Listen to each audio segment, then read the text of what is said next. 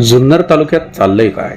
जुन्नर तालुक्यातील पूर्व पट्ट्यातील गावांमध्ये रात्रीच्या वेळेत ड्रोनच्या साहाय्याने टेहळणी होत असलेल्या अफवेने स्थानिक परिसरातील नागरिकांमध्ये घबराटीचे वातावरण निर्माण झाले आहे. याबाबत अधिक समजलेली माहिती अशी की निमगाव, सवा, खोडद, शिरोली, सुलतानपूर या गावाच्या बहुतांश ठिकाणी या वाढत्या ड्रोनच्या टेहळणीमुळे नागरिक भयभीत झालेले आहेत.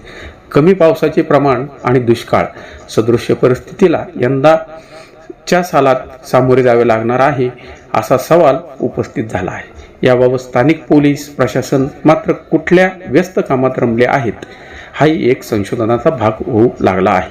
लवकरात लवकर या ड्रोनचा छडा लावावा अशी मागणी सर्वसामान्य नागरिकांकडून होत आहे.